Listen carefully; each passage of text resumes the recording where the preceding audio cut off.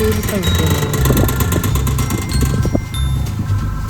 れでここになるように止めたいと思います。ああ、うるせえ、うるせえ。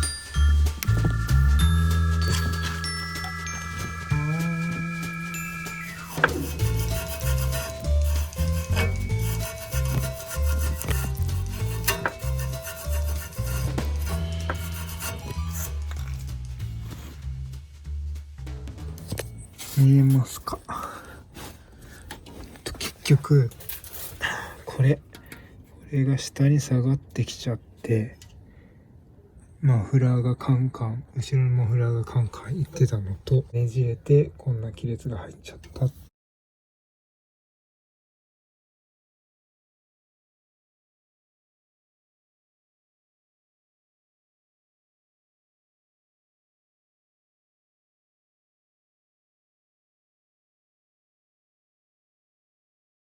ていうことで、ちょっと簡易的に締めて、ここで固定するという形を取りました。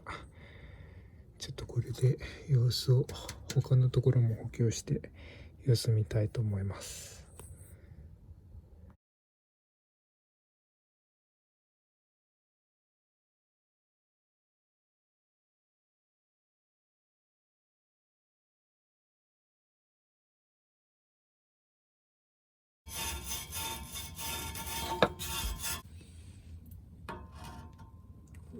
よいしょ。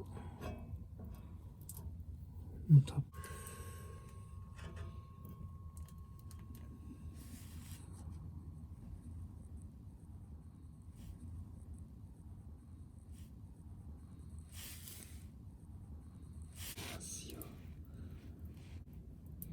りあえずこんな感じにしました。ちょっと指でこれ以上は綺麗にできないですね。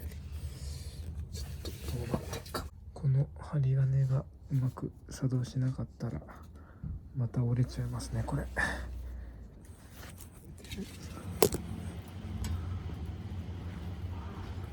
い、とりあえずテープで巻いてます。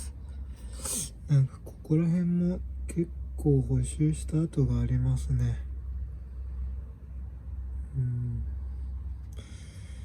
もうそろそろこれは寿命かもな、このマフラーは。ここからパテをこの上にかけてみたいと思います。ガムガム。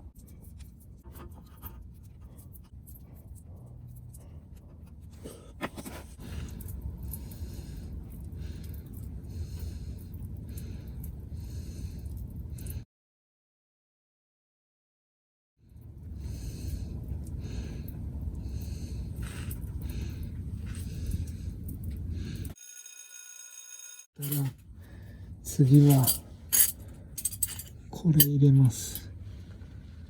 もうこれ入れて、もうベッドベトにこれをコーティングしちゃいます。はい、もうベッドベトに固めてみました。これでどうなるか。はい、かなりガッチガチにつけました。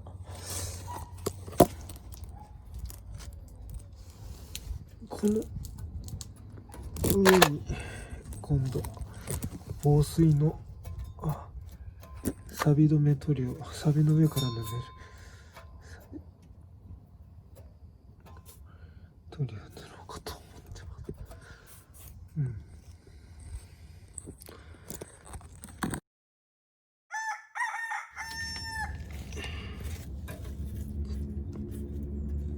割れてるけど、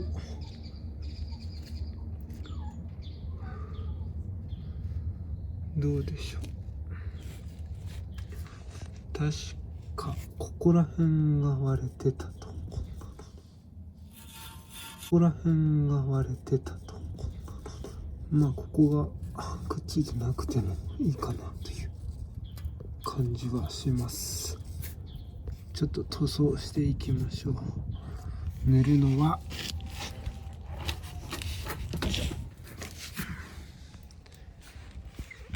これ